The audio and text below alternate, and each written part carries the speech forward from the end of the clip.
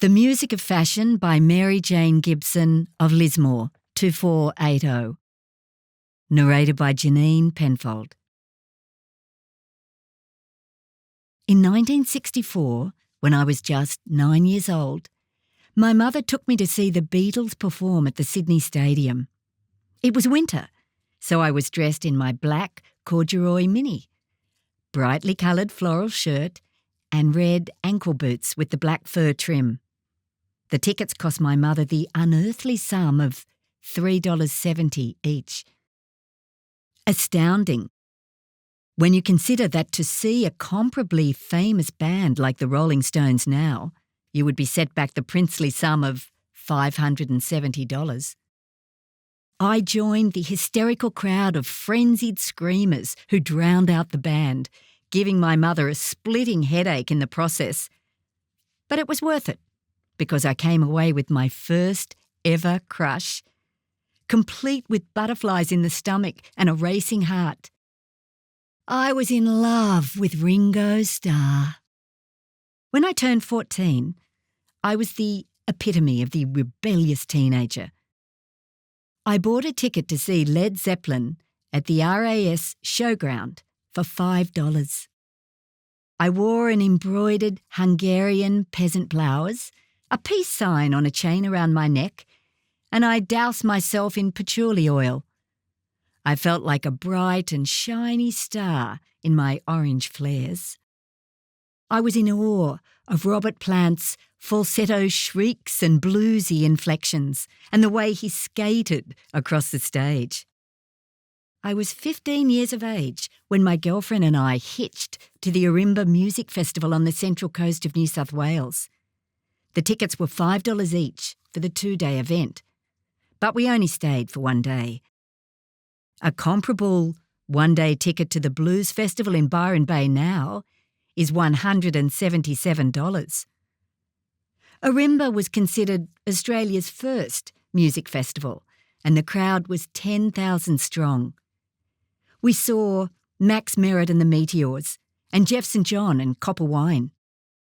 I was heavily into tie-dyeing at the time, so I dressed in one of my tie-dyed T-shirts and teamed it with embroidered bell-bottom jeans.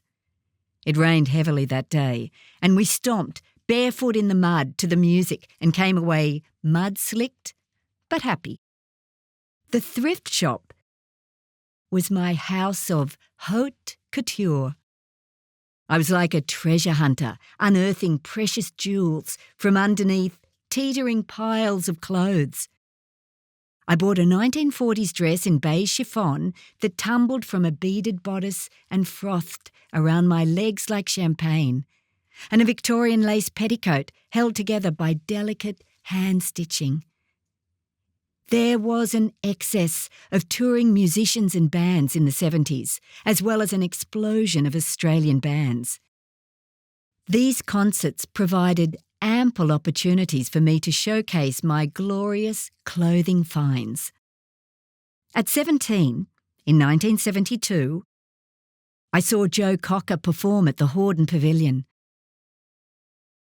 I wore a glorious 50s black crepe dress with a beaded neckline, which transformed me into a victim, siren movie star. It seemed the perfect dress choice for Cocker's concert. His raw and vulnerable voice and the way he moved with his flailing, jerky arms mesmerised me. I designed the dress I wore for my 21st birthday party and wore it with that Victorian lace petticoat. A dressmaker brought my vision to life. The dress had a laced black velvet bodice and a 3-layered skirt in different prints. But I drank too much, and at the end of the night found myself slumped on the bathroom floor, vomiting into a toilet bowl. I went to England in 1977 and saw bands like Susie and the Banshees, the Crabs, and Generation X at the Marquee Club. And when I came back, punk had hit Australia and ushered in a whole new fashion ethos. I dressed in skinny black jeans with rips, bullet wound T-shirts, and oversized mohair jumpers. I had PVC vinyl trousers in lurid green made for me, only to discover that they went with absolutely nothing. But I'd stopped caring what other people thought. Instead, I went out of my way to create a rebellious, antisocial look that said, "Up you," to the world. Fast forward to 2020. The pandemic was the final nail in the coffin for fashion and music concerts combined. My concert days were over, and even if they hadn't been, concerts and music events were being cancelled everywhere. There was no point in getting dressed up anymore, and besides, when I saw myself in dressing room mirrors, I was convinced they'd installed fat mirrors from the fun fair instead. I'm not sure. Don't you think it makes me look fat? How about I get you one in black and a larger size? But it looked so good on the mannequin. I lounged around at home in my trackies and sweatshirts, and the only black dress I owned was one weaved from sorrow. The dress I wore to my husband's funeral. The saddest dress of all. Still, it gave me time to think about the dress I'd wear in my coffin. The biggest concert of my life. The dress will have to have splashes of colour in orange, yellow, hot pink and purple. Colours that clash and defy the sombreness of the occasion. My last up you to the world.